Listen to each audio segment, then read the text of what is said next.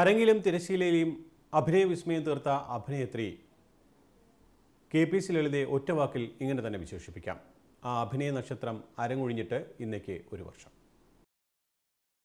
7ാം ക്ലാസ്സുകാരി Maheshwari Kalamandalam രാമചന്ദ്രന്റെ Indian dance അക്കാദമിയിൽ നൃത്തപഠനത്തിനായി ചേരാൻ തീരുമാനിച്ച നിമിഷത്തോട് മലയാളി എത്രമേൽ കടപ്പെട്ടിരിക്കുന്നു എന്നതിന് 50 ആണ്ടിന്റെ വേഷപ്പകർച്ചയാണ് സാക്ഷി. ചങ്ങനാശ്ശേരി ഗീത ആർട്സ് ക്ലബിന്റെ ബലി എന്ന നാടകത്തിലൂടെ നാടകരംഗത്ത് അരങ്ങേറ്റം. ഗീതയിലും എസ്.എൽ. പുരം സദാനന്ദന്റെ പ്രതിഭ ആർട്സ് ഗ്രൂപ്പിലും പ്രവർത്തിച്ച ശേഷം പേരിനൊപ്പം പ്രശസ്തിയിലേക്ക് എഴുതപ്പെട്ട കെ.പി.എസ്.സിയിലെത്തി. ആദ്യകാലത്ത് ഗായികയായിരുന്നു. മൂലധനം, നിങ്ങൾ എന്നെ കമ്മ്യൂണിസ്റ്റാക്കി തുടങ്ങിയ നാടകങ്ങളിൽ പാടി. പാട്ടിനൊപ്പിച്ച് മുഖത്ത് മിന്നിമാഞ്ഞിരുന്ന അഭിനയത്തിന്റെ രസഭാവങ്ങൾ ശ്രദ്ധയിൽപ്പെട്ട തോപ്പിൽ ഭാസി അഭിനയത്തിന്റെ വാതിൽ തുറന്ന് മഹേശ്വരി എന്ന പേരും മാറ്റി അവരെ കൈപിടിച്ചു കയറ്റി. എണ്ണം പറഞ്ഞ നാടകത്തട്ടകങ്ങൾ സമ്മാനിച്ച കെ.പി.എസ്.സിയെ പേരിനൊപ്പം ചേർത്ത് പുതിയൊരു താരോദയം അങ്ങനെ പിറവിയെടുത്തു. ഉദയയുടെ സിനിമയിലൂടെയാണ് ലളിതയുടെ സിനിമ അരങ്ങേറ്റം.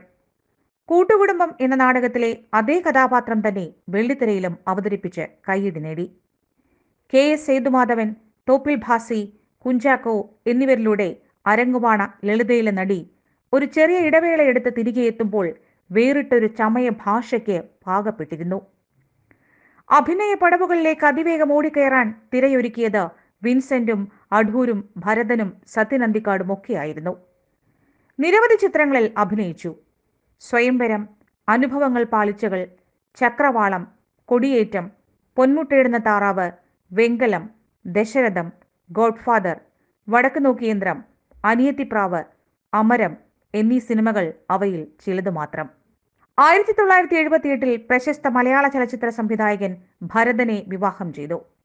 1998 ഭർത്താവ് മരിച്ചതിനു ശേഷം സിനിമയിൽ നിന്നും വിട്ടുനിന്ന അവർ 1999 വീണ്ടും ചലച്ചിത്ര രംഗത്ത് സജീവമായി. മലയാളത്തിലും തമിഴിലുമായി ഏകദേശം 500-ലധികം ചിത്രങ്ങളിൽ അഭിനയിച്ചു. സ്വതസിദ്ധമായിരുന്നു ആ നടന വൈഭവം. വർത്തമാനത്തിലും നടത്തത്തിലുമൊക്കെ തെളിഞ്ഞു കണ്ടിരുന്ന തനി നാടൻ ലളിത സിനിമയിലും അത് ആവർത്തിച്ചു. ലല്ലു എന്നും ലൽസ് എന്നും ഓമന പേരിട്ട് സഹപ്രവർത്തകർ അവരെ ചേർത്തു നിർത്തി. തിലകൻ, നെടുമുടി, ഇന്നസെന്റ്, ഒടുവിൽ ഉണ്ണികൃഷ്ണൻ, ജനാർദ്ദനൻ തുടങ്ങിയവർക്കൊപ്പം ചേരുമ്പോൾ വെള്ളിത്തിരയിൽ നമ്മൾ ആസ്വദിച്ചത് പകരം വയ്ക്കാനില്ലാത്ത പ്രകടന മികവായിരുന്നു. സംവിധാനം സത്യനന്ദിക്കാട് എന്ന് കണ്ടാൽ ലളിത എന്ന പേര് എഴുതി കാണിക്കാതിരിക്കില്ല എന്നത് മലയാളിയുടെ ബോധ്യമായിരുന്നു. ജീവിതത്തിലെ പടവിൽ പലവട്ടം ഇടറി വീണപ്പോഴും കണ്ണീരിൽ കുതിർന്ന ചിരിയായിരുന്നു ലളിത.